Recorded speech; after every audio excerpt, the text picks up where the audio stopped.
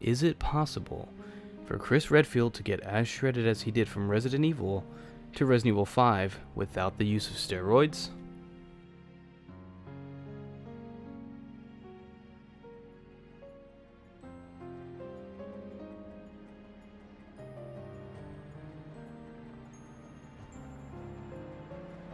Absolutely.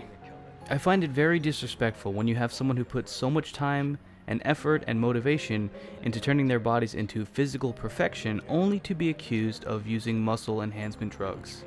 The man had 10 years to train his body and get as big and bulky as he is, and his reasoning makes perfect sense.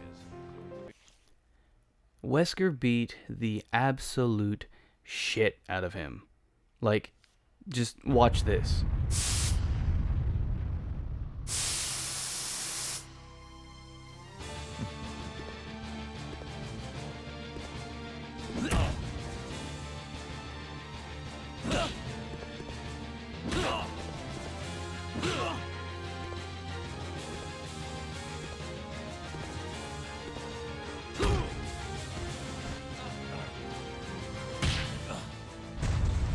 Sure, I'm not human anymore, but just look at the power I've gained. Luckily, my neck broke my fall. Whew. Chris ain't winning that fight anytime soon. But what really set Chris off, though, was he's always been Claire's protector after their parents had passed. So this moment was a reminder to Chris that, hey, I'm not that good of a protector to her. So he goes, and for the next 10 years, with a brief interlude into the Umbrella Chronicles to the Russian Umbrella base in 2003, and to the Queen Zenobia around 2004-2008 timeframe, being that Chris dedicated his entire life to taking Umbrella down, it would make sense that his motivation and drive is exactly that, taking them down. You think that's a weird reason? Just look at Batman. He trains his body to peak physical condition in order to be the Cape Crusader. So, easy answer?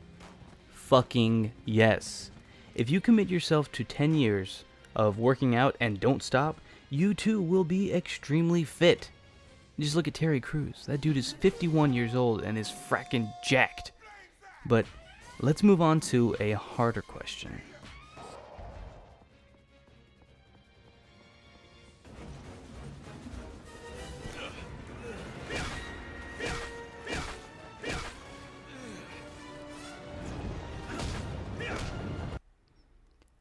Why on earth would you punch a huge boulder? What would that accomplish? Alright, let's break this down as much as we can and see if we can find some reasoning behind this biohazard buffoonery. Let's start with Chris's height. It looks like he is 5'11", according to the user manual for Code Veronica. So he's just about under 6 feet. Wait. He was 5'11" in 1998, but in 2009 he's 6'1"? How's that possible? Did he buy new boots? Did his haircut grow taller? Like I said, this is all according to the user manuals and the wiki fan pages.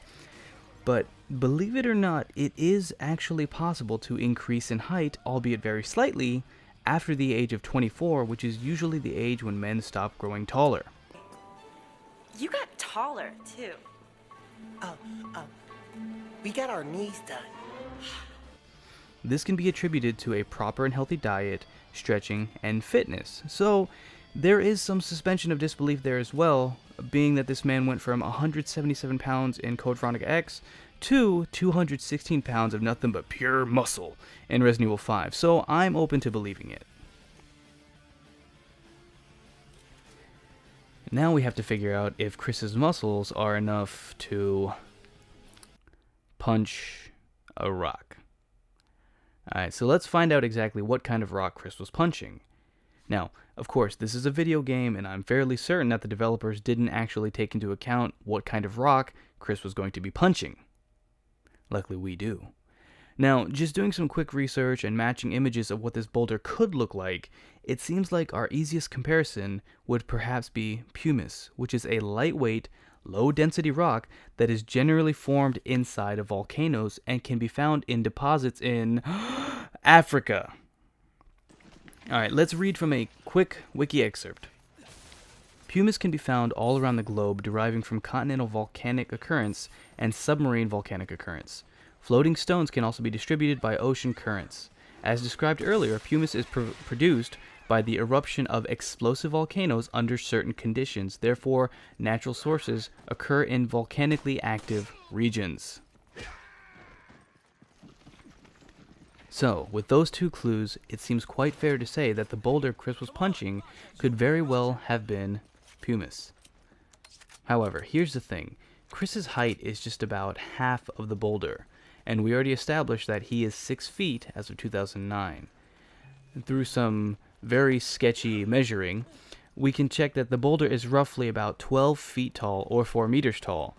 The width of the rock, while round in nature, isn't a perfect circle and more oval. After doing some more sketchy measuring, I would say the width is roughly 9 feet or about 3 meters. The length a bit thinner than the rest, but again, possibly roughly around 7 feet. Multiply that all together and we have about 756 cubic feet, unless I'm absolutely dumb and forgotten how to math. And by calculating that with the density and volume of pumice stone, gets us to 13,722 kilograms, or 30,252 pounds. So, yeah, no. There's no way Chris could punch that to make it move at all. My boy Chris probably maxes out around 500 pounds on a flat bench, flat.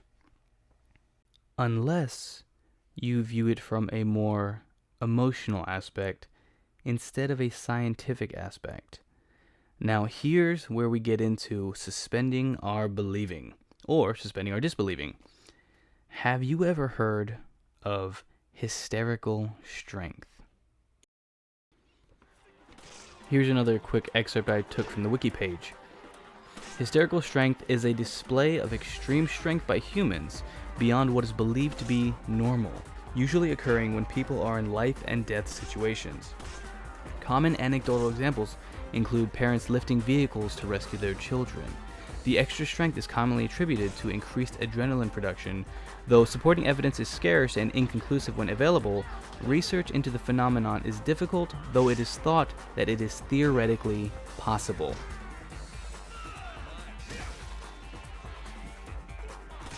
And here are some quick examples of hysterical strength at work. In 1982 in Lawrenceville, Georgia, Tony Cavallo was repairing a 1964 Chevrolet Impala automobile from underneath. The vehicle was propped up with jacks, but it fell. Cavallo's mother, Mrs. Angela Cavallo, lifted the car high enough and long enough for two neighbors to replace the jacks and pull Tony from beneath the car.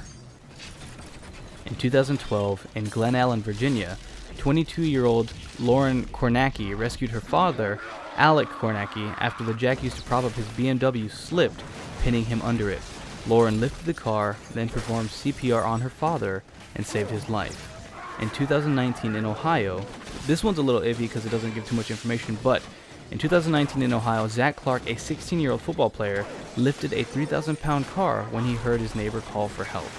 Now, for me in my head, that just sounds like he heard somebody call for help and he's like, oh, I need to lift up this random car for no particular reason.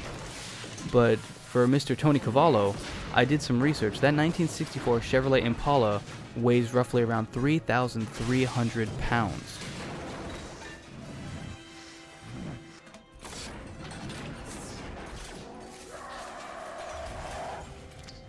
Jack Kirby, the creator of the Hulk, claims he saw a woman in 1962 lift a car off of her baby. This is what inspired him to create the Hulk. That's my secret, Cat. I'm always... Roger! Now, just saying that hysterical strength is the excuse for Chris moving a 33,000-pound boulder seems like a cheap and lazy answer. However, the more you look into it, the more it slightly begins to make sense. Each of these stories is someone saving their loved ones. Now, Chris and Sheva just met a few days earlier, but Chris sees it as an opportunity to fix his mistake of losing his partner before. Someone he actually does show some kind of romantic emotions toward. Chris is so deathly afraid of losing his partner again, as seen here, that it causes him to go berserk. While Chris doesn't think he's some kind of Superman who can punch rocks, his fury and determination to save Sheva, his partner, is clouding his thoughts, causing him to act out in a wild manner, which would explain why he would punch the rock, expecting something to happen.